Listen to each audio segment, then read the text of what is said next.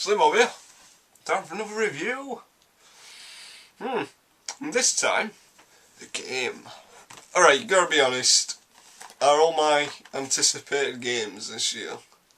This is the most anticipated game this year. Which, it's surprising. It's not one of the big games, that's the thing. And it's called Sonic Generations. Yeah, no, it's not one of the big games this year. But if you know me, I'm a huge fan of the original Sonic games. And alright, a bit of warning, all you fans at modern games. I'm just going to give you a warning now. I don't like them, alright? I don't like the modern games. Now, it's not because they're not the classic games, alright? They're just poorly designed. I'm sorry, but like, alright, you know how Sonic Adventure 1? That came out. At the time I liked it, right? I thought it was good. I actually really liked it. I also liked Siphon Filter in the 90s, right? Siphon Filter's aged. If you play Siphon Filter now, buy it on PSN. It's worth buying just if for nostalgia and if you're curious about like what stealth genre were like then. But it is aged terribly, Siphon Filter. And Sonic Adventure's the same. It's just that formula, the whole 3D Sonic thing with worlds, and the animation's terrible, the camera is god awful, the level design is random half the time. It's just that formula is crap.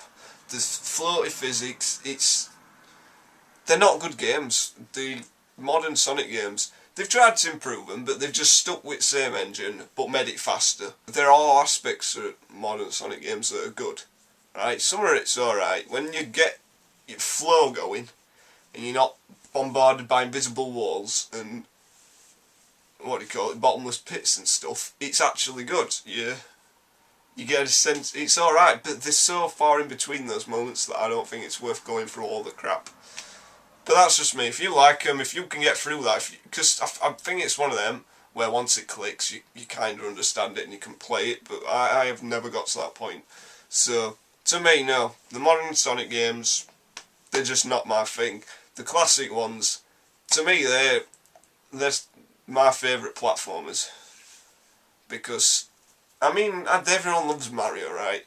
Mario is the benchmark platformer. That represents a platformer, right?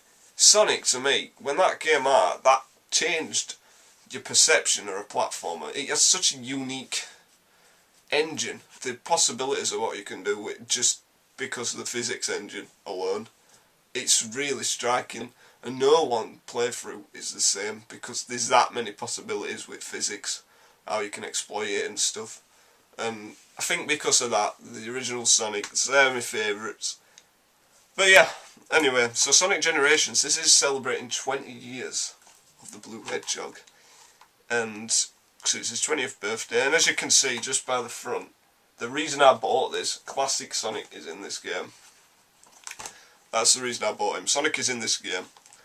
And I mean, I'd seen gameplay from Sonic Colors. I played a bit of it, and it's alright. It's not a bad game. It's just, I think the reason I couldn't get into it is because of the other games I've played. Sonic Colors uses the same formula as the other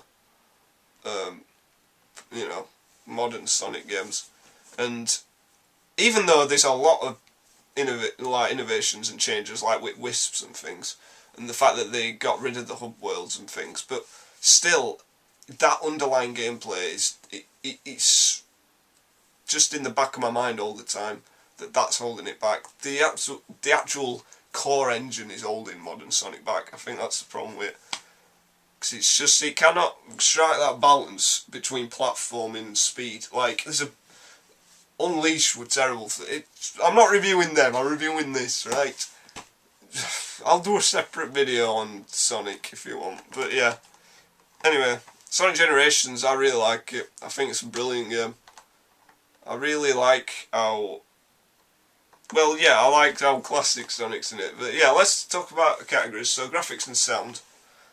Graphically, if you look at it technically, like the graphics aren't that impressive, you know, like in terms of textures and that. The animations are good, it's just the way the art style's really strong though. Like you really get a sense that of an evolving art style, you know, when you progress through each generation.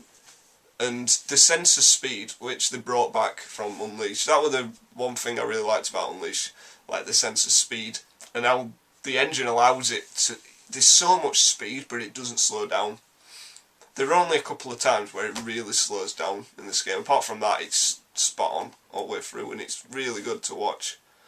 Like all this amazing stuff happening in the background, and it's really good. So yeah, graphically I really like it. It's just classic Sonic. It's brilliant. But yeah, the sound as well, like each generation, so you play as two Sonics obviously, and they both have their own distinct sound effects, like, you know, they jump in, and the classic Sonic, he doesn't have his grunts. Modern Sonic's like, ah, ha, ha, ha, like all the time, and stuff. So yeah, they're all very distinct, and it's like, I like our modern Sonic. He does this thing where the music, when you're going really fast, the music kind of blurs, and the tempo, where the drums speed up and stuff. So, you know what I mean? It really does get your heart pumping when you're doing your boost and things. But yeah, in terms of presentation, this game, it does a great job of just separating these two styles, but celebrating these two styles and bringing the best out of them both. And I think that's what I really like about it. And it's great just to see how all these levels are interpreted in both styles, if you know what I mean. And it's really good to see that. But yeah, in terms of presentation, it's spot on. It's exactly what I expected, but yeah, it's they do a great job. So yeah, story. Who cares? Alright, this is Being. I'm using the term loosely. It's basically, it's fucked up time and space, and that's about it. And basically, Tarek, I ain't done that yet, have I? No. Alright, Modern Sonic, I call him Tarek. If I ever call one of them Tarek, I'm referring to Modern Sonic. If you've seen one of my other videos, you'll know what I mean. But yeah, so Tarek, right, he meets Sonic, doesn't he? Little Sonic, classic Sonic, and it's just about them sorting out time and saving Tarek's friends. And you're going through all these generations and stuff, and that's the story isn't important. That's what I like about it. I think Sonic games have been getting to a point where the stories are getting that silly that they're getting in the way of the gameplay, which is important. Like when I play the original Sonics, I start the game, press start, and I am playing Sonic straight away. The new games don't allow you to do that. This, it has a sense of, like, it's celebrating the gameplay of Sonic, not the actual stories. And that's what I like about it. It's celebrating its mechanics in regards to the stuff that's never really worked. So yeah, story-wise, don't worry about it. It's pointless. It really is pointless. I'm really low. Oh, no. Ooh. So yeah, what's gameplay like in Sonic Generations? Well yeah, there's two halves to this game. First is classic Sonic, and second half is Tarek, modern. And the classic levels play similar to Sonic 1 to 3 and Knuckles. And they have changed things like the physics, for instance. I don't see it as a problem. Some Sonic fans are going to be knobheads and say, well, physics aren't like they used to be.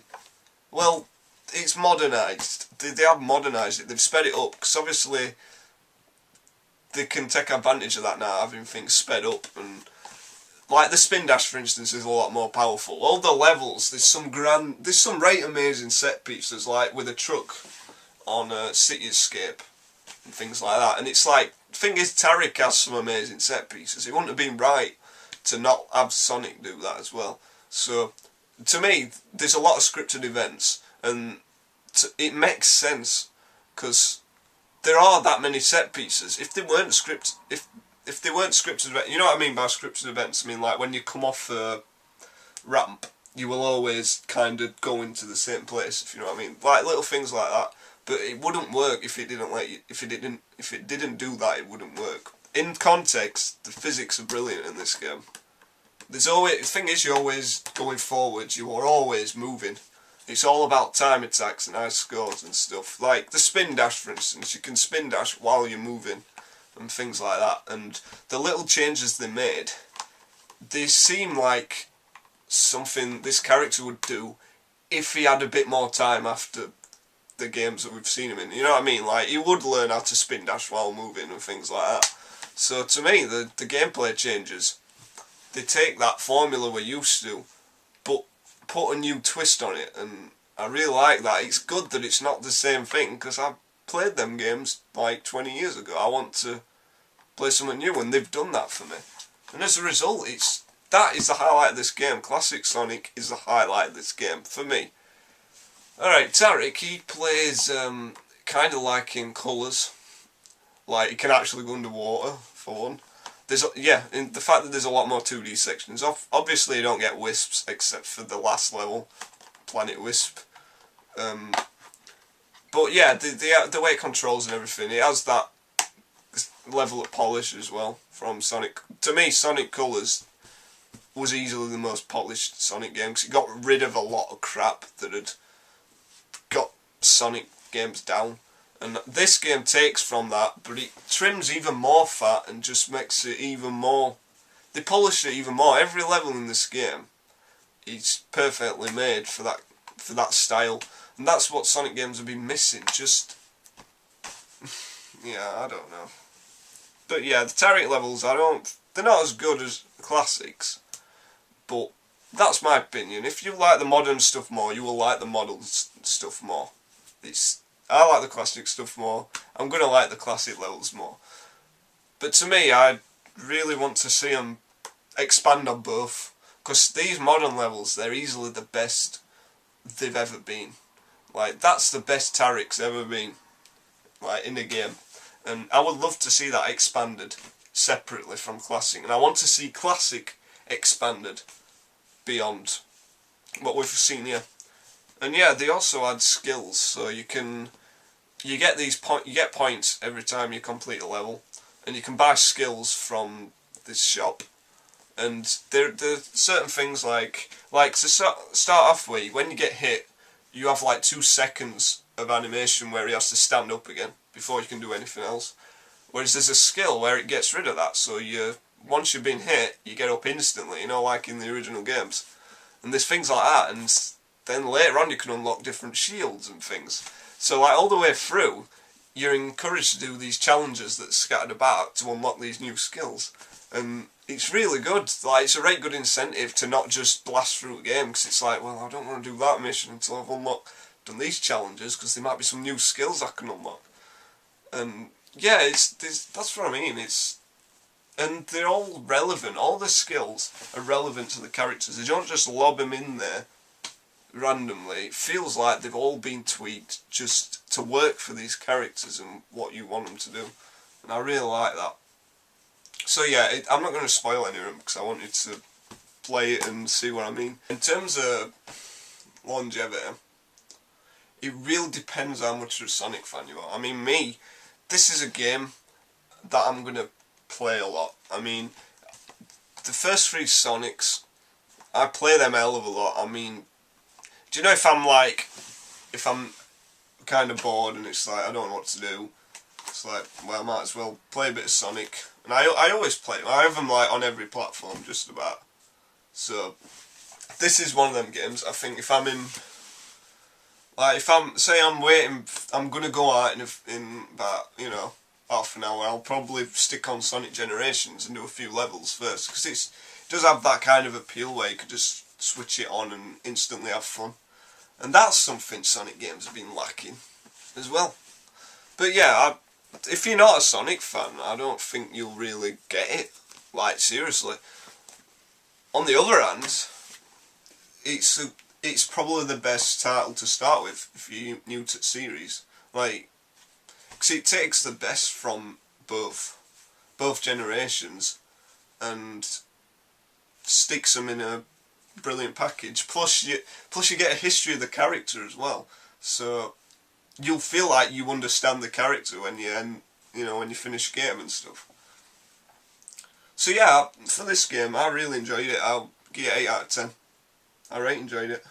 It were exactly what I expected though. It's like, they didn't really take any risks, though I'm really glad. You can tell they loved making this game. That's something I've missed from Sonic games.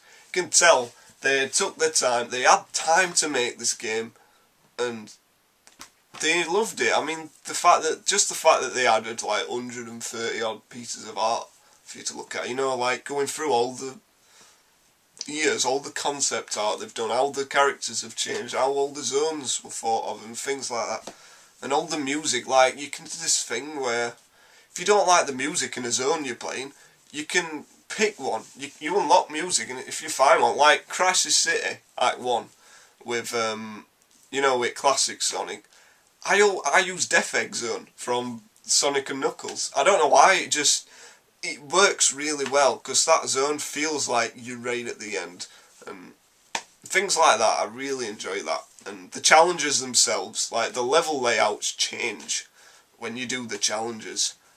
So it's like, you've only got 9 levels, but all these challenges, even though it uses the templates of the actual levels are setting, the layouts change and things, and it's really good, and it forces you to play it in different ways, and it forces you to learn new tactics and learn new skills. So it's like, well, maybe I'm going to use that later on, like when I progress and I'm getting me high scores and put on leaderboards and things. So there's a lot of incentive to carry on, but it really does depend how devoted you are to this franchise.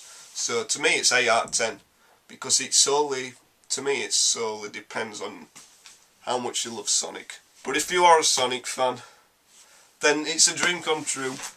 I'm praying that they bring back classic Sonic. He needs his own series. They both need to go their separate ways, and it's going to be great. So yeah, this is SlimmBob. Thanks for watching. Goodbye.